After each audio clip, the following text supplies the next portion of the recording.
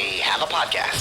Diving deep into all things Texans, both on and off the field. Here's Sean Pendergast and Pro Football Hall of Famer, the General, John McClain. Welcome to Houtopia.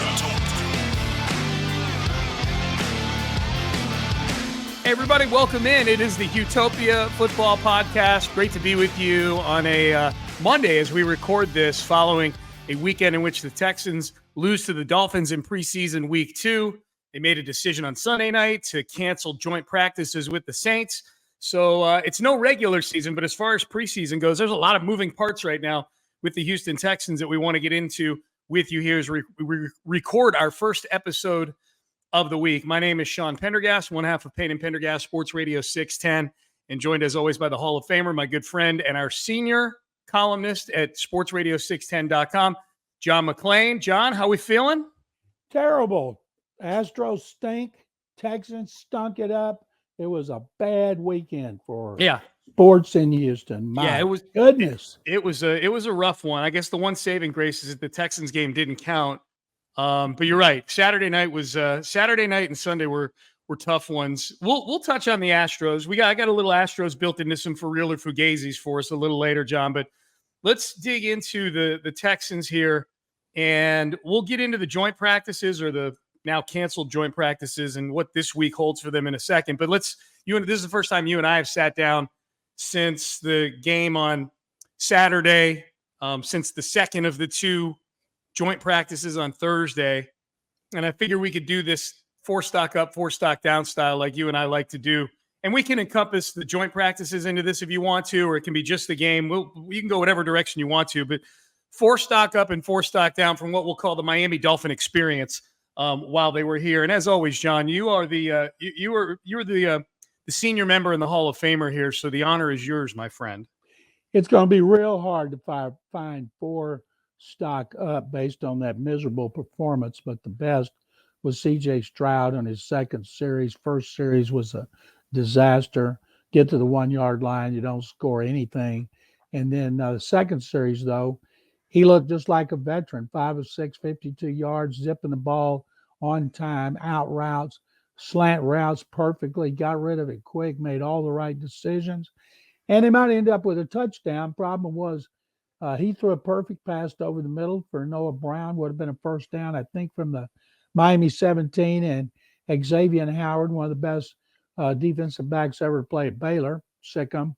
He reached in at the last instant and made a great play. But everybody had to feel good about Stroud's performance. And we would have liked to have seen more, but they didn't have the ball for 20 minutes because the defense was so horrendous. So I would say C.J. Stroud, everybody has to feel so good about that one series because it was certainly better than anything you showed in the first game. Yeah, no doubt. John, this is where I'm at on C.J. Stroud right now at this stage of the preseason, at this early stage of his career, is that I don't really care about I could care less about the final score of the game, obviously. I want to have 5 or 6 moments during Stroud's performance in these preseason games, and I guess this would encompass 2 quarters, where I can say to myself, okay, that's why they took him with the second overall pick. That throw right there. And John, to your point, I thought on the drive where it ended in the field goal, that he had a handful of throws like that. He had back-to-back 14-yard throws to a slant to Nico Collins, a rollout to Noah Brown. I thought the best throw that he had of the night on the scoreboard or on the game log, it just looks like he converted a 3rd and 7 with an 11-yard pass to Robert Woods. But you saw it just like I did. He's on the right hash. He's throwing it all the way across the left hash to the sideline in a microscopic window to get that ball in here. And he just made that look super, super easy to convert a key 3rd down on that drive. Right before that play, he had pressure in his face, and he was able to get Dalton Schultz the ball to make it 3rd and manageable. It was a rough start, and I'm sure we'll talk about that in stock down. It was a rough start for C.J. Stroud, but the fact that was the next drive, that he came back with that drive, was able to put some points on the board. And I thought, John, maybe the best play that he had of the entire evening was an incompletion because it was a drop by Noah Brown. But on 3rd down towards the end of the half, he was able to read an unchecked defender coming at him, rolled out to his left. The defender knees buckled, so he did a great job of putting that guy on the ground, and then running away from his arm through a dime to Noah Brown. That if Noah Brown catches that, the Texans have 1st and 10 at about the 37 or 38 yard line in Miami, and that drive's still going. So I like the way he spread the ball around to a bunch of different receivers. I like that he recovered from the early kind of deer in the headlight stuff with the delay of game. I'm with you. That performance was, to me, forget about the scoreboard, just the things that you saw him do and the throws you saw him make. That's a big green arrow up for CJ Stroud for me. Absolutely. All right, my first stock up, John, I'm going to tie it into CJ Stroud. I thought the offensive line, it helps when you have your starters in there, but they played much better in pass protection this time around. They couldn't run the football at all. But as far as keeping CJ Stroud upright and allowing us to at least have these moments that you and I are talking about, we couldn't talk about any of this stuff against New England because he was pressured literally on every drop back that he had with the second string offensive line in front of him. This time around, at least according to Pro Football Focus, none of the 5 offensive linemen allowed a single QB pressure. Now, we don't know what assignments are. Maybe some of the guys that came free, blitzes and whatnot, were the responsibility of offensive linemen. But the point being is that CJ Stroud had a whole lot more time to read the defense and to get his feet set this week than he did last week. So I'm going to give the offensive line a stock up this week, at least in pass pro. When I went back and watched the replay several times of certain plays, Juice Scruggs looked really good, the rookie center. He was knocking people off the ball. I looked up one time and he had somebody who was knocking backward and then buried him. And when we asked D'Amico Ryans on Monday about Scruggs, the first thing he said was he got everybody set the way they were supposed to be. He did all the things mentally you want the center to do. And then he looked good physically. And I don't think, based on the small sample size, that he's going to be an issue, but he did look good. All right, what's your next stock up, John? Will Anderson Jr., one play he showed, well, we all knew what he's capable of, why Nick Caserio traded up to get him to 3rd overall pick when he just obliterated the running back Ahmed and just crushed him, reached up, sacked Skylar Thompson, stripped the ball, and of course everybody celebrated. I think we're going to be able to see that on a pretty consistent basis, but because of plays like that, he's going to start to get a lot more attention, and I can't wait to see him when he gets in regular season. Well, good. Hopefully some of the guys along the front can make teams pay if they're going to double team him or send extra guys at him. Jonathan Grenard had a couple nice plays in that game on Saturday as well. It was interesting. We were talking about the Will Anderson play this morning. Seth and I were talking about it on Payne and Pendergast. And Seth pointed out, if you go, I'm not to beat Pro Football Focus into the ground, but Will Anderson had the highest Pro Football Focus grade, not just the sack, but of performance in all the snaps he was in across any of the rookie edge rushers across the league this weekend. So it wasn't just that one play. He was doing things. He was doing good things throughout the game while he was in there. Seth said the other thing he really liked about Will Anderson is that while he's playing a position where they really are kind of freeing him up to go, see ball, get ball kind of thing, is that you can see him look down the line before the snap to make sure he's reading his run keys as well. So it's not that he's just this maniac who's running straight for the quarterback. Like, he's very disciplined as far as what his overall assignment is. I'm excited about Will Anderson. John, we had him on the post-game show. He's awesome. He is a great kid. He's a lot of fun. I hope he was looking down to make sure he wasn't lining up in the neutral zone, which is the dumbest penalty in football. That was a Clowney special back in the day, right? Right. Yeah. All right, last stock up. And you're right, it's hard to find 4 in this game. I'm going to give it to Mike Boone. Mike Boone, the third-string running back who came in and did some good things on an offense that did very few good things throughout the afternoon or throughout the evening, especially in the second half when Davis Mills was in there. Boone showed a little wiggle while he was in there. He showed an ability to catch the ball, run with the ball. I think he's going to end up making this team. We're starting to get to the point in training camp here where we can really see where the battle lines are drawn for spots, call it spots 40 through 53 on the roster. Every position group probably has 1 or 2 guys that are battling to be the last guy in that position group. Dario Gumbawale and the Dokes kid didn't play in this game because they were banged up. So Mike Boone had a chance in the second half to to do some things. And I thought, considering he had that offensive line in front of him, the second string offensive line and third string for the Texans, which we know is not good, I thought he did some good things. So I think if he's trying to make this team, I thought, and I know special teams are going to factor in, and Daria Gumbawale plays special teams and so on and so forth. I think they can find an 11th special teamer before, I'd rather have somebody who's an experienced back like Boone, who has shown some burst here in camp. I'd rather have him as the third running back, with him being, one bad hit away from being in there for Singletary or Pierce, than worry about who the 10th or 11th special team guy is going to be running down on punt unit. Well, I talked to Danny Barrett, the running backs coach. He said they have to find special teams that he can play, and they will, because he's the third back's always got to play him. I thought you might mention Denzel Perryman. He had the interception. He had a sack in the first game. The veteran middle linebacker had injuries last year. 2 years ago, he's in the Pro Bowl and led the Raiders in tackles. And now, because of him, they moved Henry To'oTo'o outside instead of in the middle. So that shows you how bad they want to get To'oTo'o on the field. Yeah, To'oTo'o struggled a little bit, but that's to be expected, I suppose. You're right. They love To'oTo'o. All right, so those are 4 stock up. Denzel Perryman as a bonus one, I will accept, John. That's a good one. What's your first stock down? The buffet is much more full for this part of the podcast. The run defense. I know we've never said anything negative about the Texans' run defense.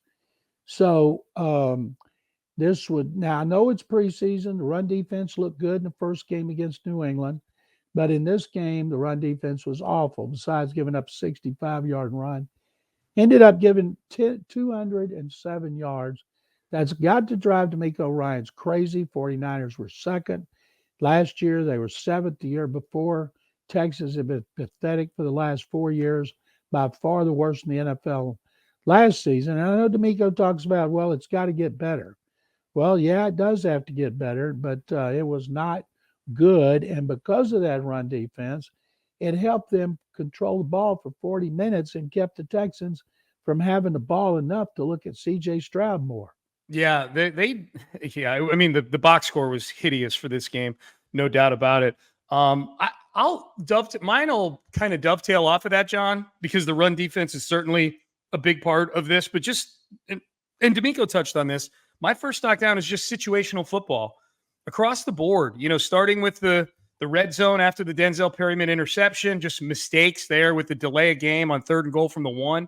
You basically forfeited 7 points right there. Now, in the regular season, they probably kick a field goal on 4th and goal from the 6. So you'd come away with 3, but you're supposed to come away with 7. When you get down to the 1-yard line with Dameon Pierce, you're supposed to come away with 7 points.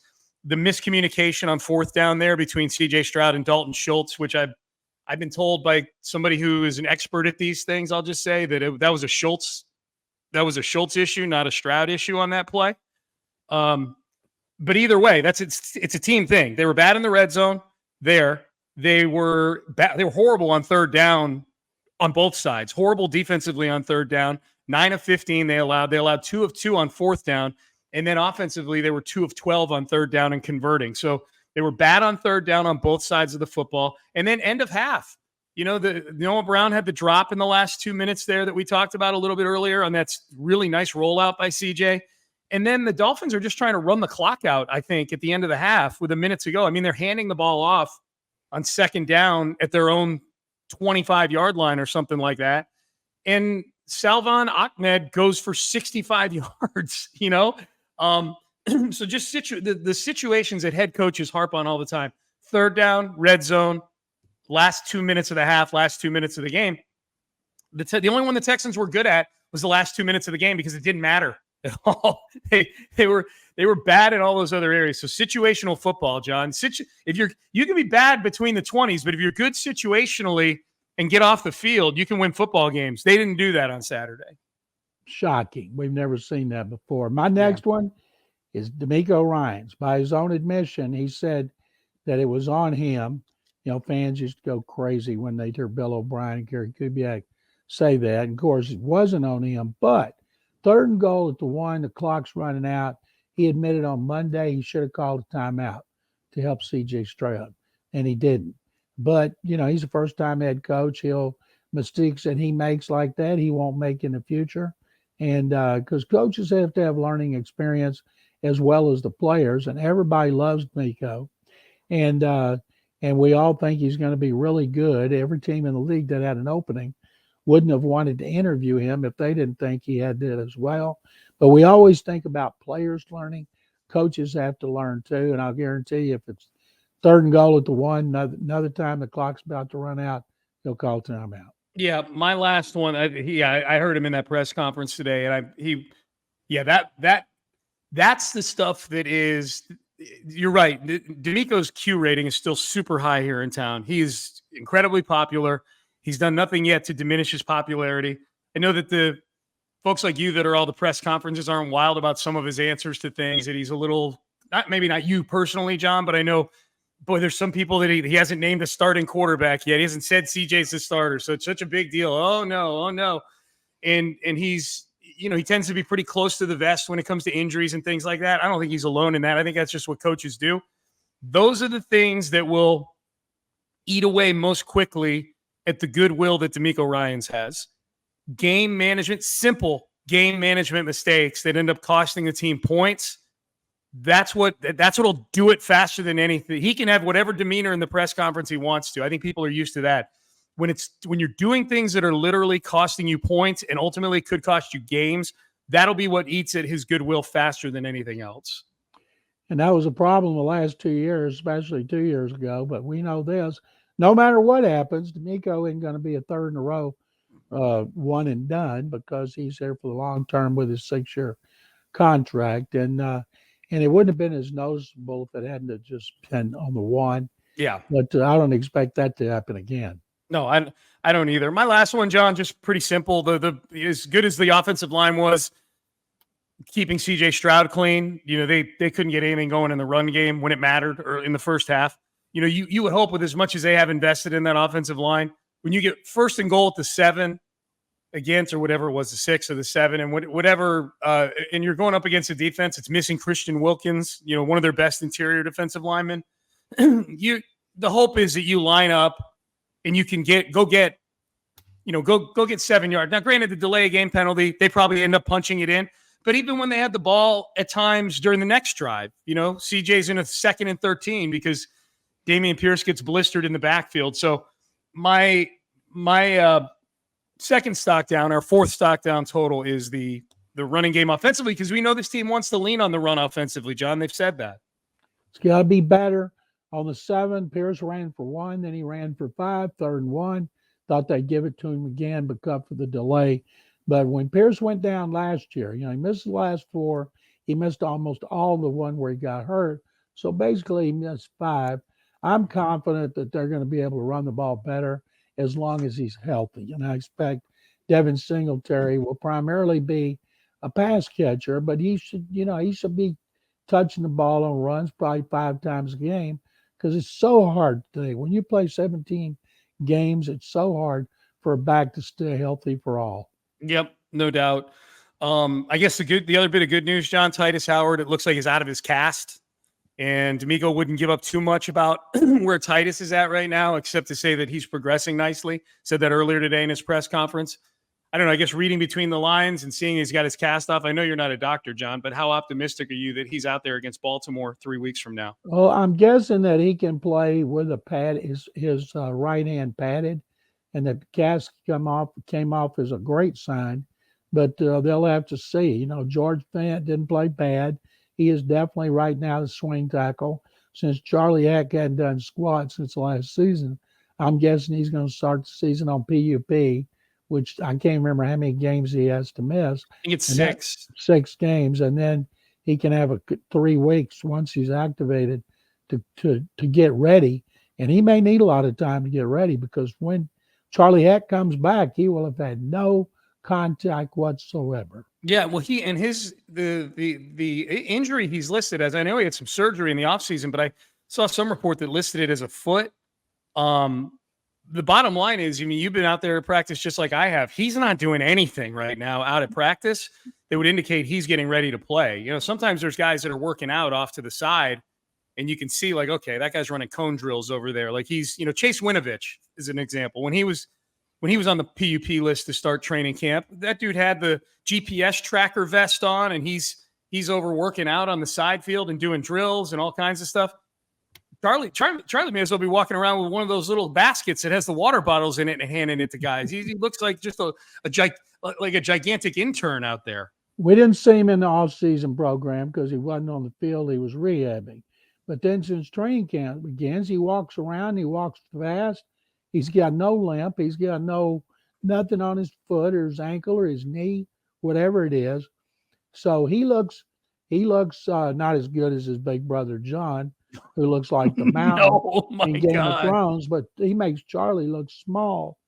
But Charlie Heck walks, and he doesn't walk slow, and he doesn't limp. So I can't wait till regular season begins, and they have to put out a legitimate injury report. Yeah, we'll see what happens. All right, so that's 4 stock up, 4 stock down from this weekend. Unfortunately, the game Saturday, a whole lot more stock down than stock up, but they live to fight another day against the New Orleans Saints, which brings us to our next topic here, John. The Texans, Sunday night, the news dropping that DeMeco Ryans gave Dennis Allen, the head coach of the Saints, a call and said, hey, we're kind of banged up. And I would imagine Dennis Allen probably felt like, hey, we're kind of banged up too. They were playing last night in Los Angeles against the Chargers, and they had some joint practices themselves out in LA last week.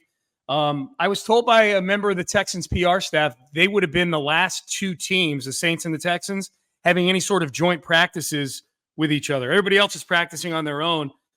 So the Texans, probably a good idea, I guess, to cancel it if they feel like medically it's the right thing to do. I don't know that for CJ Stroud's development, it's the right thing to do. That's fewer quality reps he's going to be getting. They put out a new practice schedule for this week that kind of mirrors what a regular season week would look like. And DeMeco had said today in his press conference that was part of once the joint practices were out of the picture, that they went with purposefulness to set it up like a real NFL regular season week. So no practice Monday, no practice Tuesday, then practice for 3 days, travel Saturday, game on Sunday.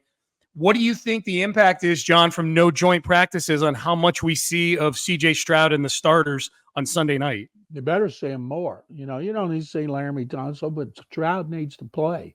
You can't just have one good series in preseason and expect to go to Baltimore and be decent. That Baltimore game, that thing could be ugly. And so I think that all those young guys that have to get the on the field experience are going to miss it. And we asked DeMeco today about how he can simulate joint practices in his regular practice, especially for a guy like Stroud. And he said they would do it as much as they could. Training camp is officially over. They've gone back to, as you mentioned, regular season mode, which means the media is no longer welcome at practice other than the bare minimum of watching stretching for about 20 minutes. Yeah, so we won't have nearly the detail on the practices as we've had throughout the last few weeks. That's unfortunate. John, there's no way you can send CJ Stroud into Baltimore with this having been just the body of his work against teams that aren't the Texans. 2 series against New England, 2 practices and 2 quarters against Miami. I'm real hesitant, though, about putting him out there with no Laramie Tunsil out there with him based on how things went against New England a couple weeks ago.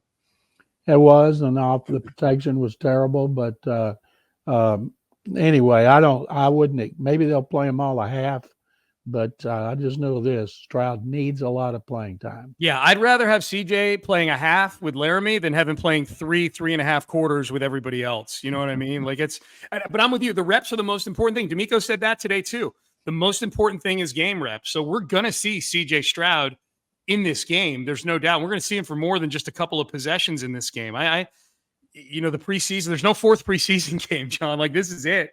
And you're off to Baltimore. So we'll see. Now, DeMeco did also say he would have an update on what that's going to look like later on this week. We'll see how forthcoming he is about what their plan is for CJ Stroud and the starters in New Orleans. I like it.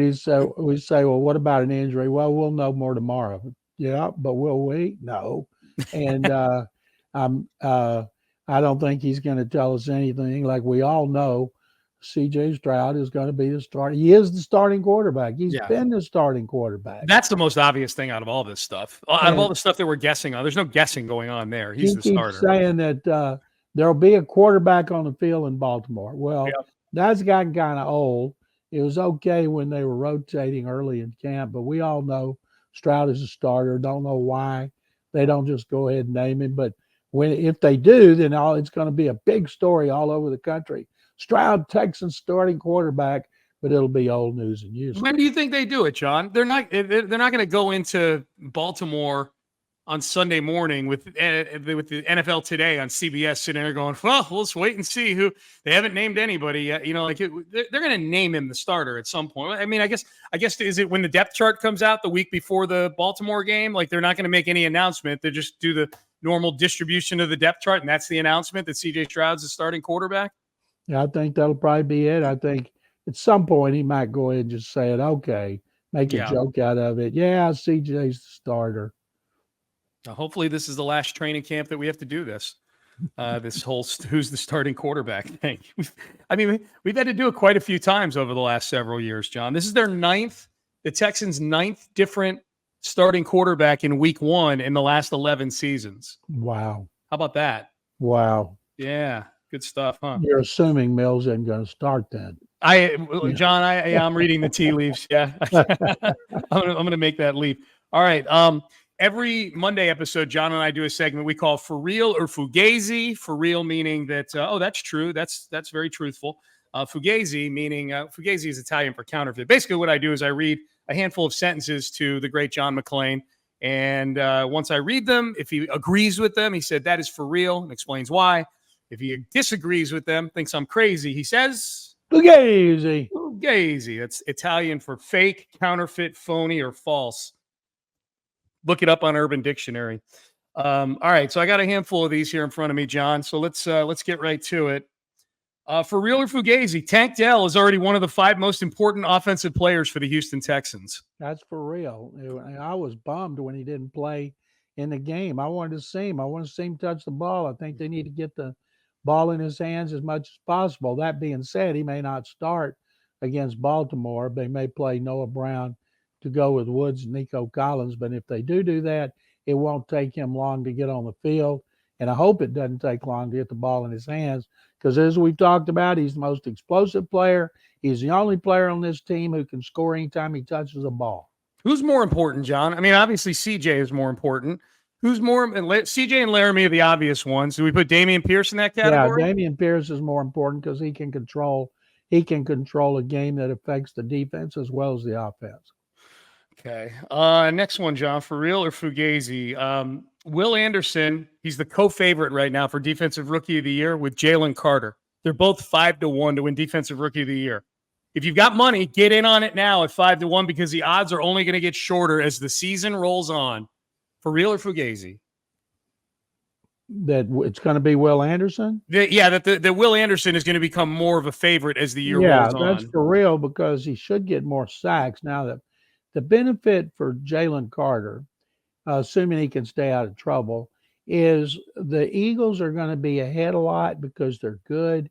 So teams are going to be playing from behind. So he's got a chance to get the quarterback a lot. The Texans, if they gave up the most carries in the league last year because they were the worst team in the league against the run.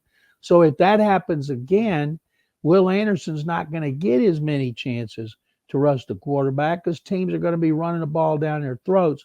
But defensive ends are flashier.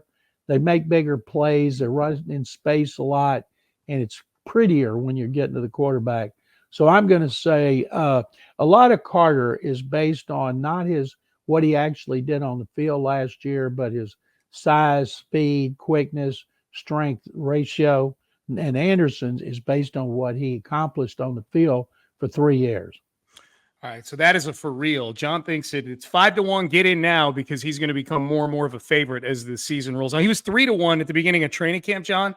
And then Jalen Carter, it's funny, John, how Instagram can move the line on stuff like this, like silly things like this. Like Jalen Carter had a couple plays in practice that you're like, oh, yeah, that's right. That's right. He might have been the best player in this draft if he wasn't speed racing through downtown Athens.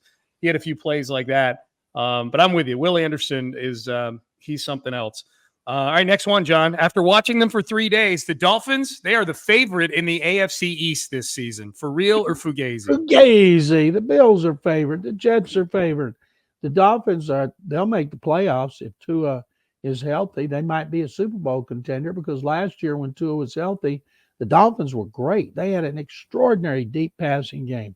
They were fun to watch with Tyreek Hill and Jalen Waddle. That team can play. And I'm thinking, I still wonder why they didn't go after Cook when he was available. They still seem to need a running back. But hey, Mike McDaniel's a good coach, but I do not think they're going to win that division. You know how it is in that offense, though, John. Like Kyle Shanahan, Raheem Mostert was a stud in San Francisco for him, so he just brings him over to McDaniel, brings him over to the Dolphins, and they that offense, they love to just plug and play whoever in there, play him running back. Yeah, just because it worked in Denver with Mike Shanahan, it has worked in San Francisco, doesn't mean it's going to work in Miami. And it worked in Houston because Arian Foster was a great player who got his opportunity. I think Arian could have excelled in any system, but I think the Dolphins are still going to have problems running the ball. Okay, next one, John, for real or Fugazi. The departure the Astros missed the most in 2023 is Brent Strom from 2 years ago. For real or Fugazi? For real, I didn't think that last year because they met with Josh Miller and Murphy. They won the World Series. But this year, man, oh man, their starting pitcher, Fromber's given up too many home runs. He's been shelled since the All-Star break. Hunter Brown, 2 wild pitches in the first inning. He was awful. Christian Javier hasn't been anywhere near the pitcher he was last year. Justin Verlander, 4.50 ERA since he was traded to Houston. J.P. France is the Astros' best starter, and I'll bet you if they started the playoffs tomorrow, Dusty wouldn't have him in the rotation. I would guarantee you that would be the case because Dusty, nobody likes to ride the ship into the ground more than Dusty out of loyalty. I'm 100% with you, and it's let's let it play out before we get angry about it. But yes, if it happens, it's going to be malpractice. Look, if they keep, John, the bottom line is if they keep pitching, these guys, the frontline guys, keep pitching the way they're pitching, JP France can look like Sandy Koufax. If these guys keep pitching the way they're pitching right now, Fromber and Javier and Hunter Brown, and let's face it, Verlander hasn't been great since he's been back. He's been okay. No. He hasn't been great since he's been back. If these guys keep pitching like this, the last thing we're going to need to worry about is who's where in a rotation for a playoff series. They ain't making the playoffs if this is how these guys are pitching the rest of the way. Great point, because they were pathetic against the Mariners. They're 2-8 against the Mariners, a team they dominated last year and years before that. But man, oh man, they just terrible at home. They're so much better on the road. And something to keep in mind about the Mariners, who've won 6 in a row, they're playing the White Sox, the Royals, and the A's. And the Mets. There's a Mets in there too, John. A bunch of teams that have put up the white flag. It's crazy. So they ain't going anywhere. All right, next one, John. For real or Fugazi? Martin Maldonado, led a players-only meeting after the Seattle sweep of the Astros on Sunday. For real or Fugazi, John? Players-only meetings are overrated. For real on that. If you win a few games, people say it was great. If you keep losing, people don't say anything about it.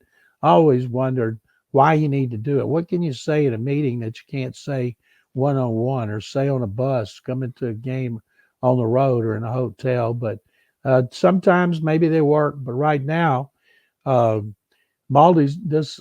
I'm amazed at players that Dusty keeps starting Maldi over Diaz when Diaz is clearly a better player. He's got a better arm. He's just because Verlander and Fromber and Javier want him in there. And I'm thinking, what are they going to do next year? Quit when Maldi's gone and Javier's in there? They don't put the best team on the field when Martin Maldonado is their catcher. No, not even close. Not even close. All right, John, 2 more quick ones here. For real or Fugazi? College football starts this weekend, John. For real or Fugazi? Late August is too early for college football games that count. I'm going to say Fugazi because I love college football so much. I can't wait till it starts.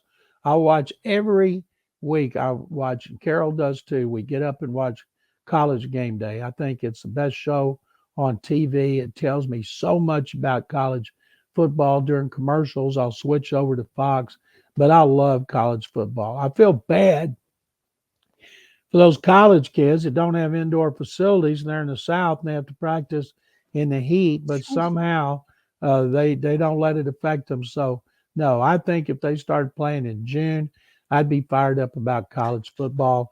And now that I'm saying that about college football, I want to say sick 'em Bears. Yeah, there you go. There you go. I'm a big noon kickoff guy, John. Rob Stone is my best friend from high school, so I gotta go with He my does guy. a great job. Yeah, but John, as you know, I can watch multiple at the same time. Really, I didn't know. How do you do that? See that right there on the video? Picture to picture. Yeah, no, multiple televisions. There you go. Must be nice. It must be nice to live in a high rise in River Oaks area with multiple TVs. And how many balconies you got? I just have one balcony, Oh, John. just one balcony. And No, it'd be, it would be amazing if I could actually afford it too. That would be really, really cool. you are living. You and Amy are living the life. We're living the dream. Yep, absolutely. All right, one more, John. You ready? Speaking of my wife, Amy, she had the app out yesterday for Disneyland in Southern California, where it was a monsoon, and there were no lines yesterday. It was open, but there were no lines at Disneyland on the app. John, for real or fugazi, the best time to go to Disneyland is during a monsoon like this weekend because there are no lines for the rides. For real or fugazi? Fugazi, because nobody should even be thinking about going to Disneyland, playing that Saints Rams preseason game with all the tropical storm warnings out there was preposterous. The best time to go is when it's really, really cold. Sometimes it does get cold out there. That's when I'd run to Disneyland because I don't know anybody that doesn't go when they're not wearing shorts and t-shirts. Do you are you a Disney theme park enthusiast? Do you like Disneyland and Disney World? I went to Disneyland once. I've been to Disney World 2 or 3 times when I was over at Astros spring training, and they would have some things for the media when they were Kissimmee. But the best time I liked Disney World was when the NFL got a big portion of it and had the media going from Tampa over there on buses so we could have a run of the place. That was a lot of fun. So they rented out Disney. The NFL booked Disney World like Wally World style. You were like Chevy Chase. Yeah. Not the whole thing, but a big part of it where we could do everything. One time they did it when we were at Universal Studios, and man, we had a great time doing that. Universal Studios is pretty cool too. That's a good theme park. That's when Jerry Jones had a few drinks and said he could get 500 coaches to do what Jimmy Johnson did. Oh, that was then? That was then. Oh, good times. Good times. Jerry's still kicking it at 80, John. I saw him doing an interview after the Cowboy game yesterday. We were on a Back to the Future ride where you go in it and it makes it seem like you're going everywhere when you're just rocking in one place. And then when we got off, one of the guys, a writer who's still around, I'm not going to embarrass him, looked around and goes, "Man, we went all over the place. Where do we go? I don't see the tracks." "Well, you idiot. We never got off." I've had some great times covering the NFL, Sean, let me tell you. I know, man. I know. Are you ever going to write a book, John? Nope. With all your anecdotes and anything? No? Don't have the discipline. It wouldn't make any money. Even if I found a publisher. You're taking him to the grave with you, huh? No, I'll use them on podcast and Sports Radio 610. That's true. And at the Houtopia Hard Knocks dinner this Thursday night. I would imagine a story or two would get dropped. It's sold out. So we can't, there's nothing we're pimping here. We've got an ass every 18 inches at this thing. It's sold out. But I would imagine a story or two. If there's people listening to this podcast, they're going to be out there on Thursday, get them a little excited about it, Now I'm going early. I've got to do my regular Vandermeer John Harris appearance on Texans radio till 6:30. I'm going to do it over there in one of their rooms. And then I'm going to come out and tell as many stories as we can. Going to be fun. Going to be a whole lot of fun. Yes, it is. Absolutely. We have a mailbag episode coming up on Wednesday. So if you want to email us a question about anything training camp wise, thoughts on the game from this past Saturday, thoughts on the roster is going to start to take shape here pretty soon. HOU mailbag at gmail.com. HOU mailbag at gmail.com. John, what do you got going on the sportsradio610.com website this week? I was going to do an Astros column on Monday. I'm going to wait and see if they lose to the Red Sox. Send it in Monday night. It'll be posted Tuesday, and then I'll be doing Texans columns rest of the week. There you go. All right. So that is the great John McClain. You can get his work at sportsradio610.com. If you're watching on video, you see our Twitter handles right there below our faces. If you're listening on the podcast, at McClain_on_NFL and at Sean T. Pendergast. Sean is spelled S-E-A-N. A reminder that if you're just now finding the podcast or if you've been listening, but you go find it every week, make it easy on yourself. Click the subscribe button and it'll show up automatically at your doorstep, just like delivering the Chronicle to your doorstep, except it's a podcast showing up on your phone. You don't have to do anything. And it's free to subscribe, or as John likes to say, an old friend of ours likes to say, John, free. So yeah, hit that subscribe button. Give us a 5-star review if you're so inclined. We would love that as well. That always helps. And tell a friend and keep listening. We'll be back a little later on this week with another episode, taking a look ahead to the Saints game and taking a look at some of the things going on around the NFL. And most importantly, digging into your mailbag questions, houmailbag@gmail.com. For our producer, James Jackson, who gets his podcast out to all of you on such a timely basis, and for the Hall of Famer, John McClain, I am Sean Pendergast. We are out of time. We will talk to you next time on the Houtopia Football Podcast. Take it easy, everybody.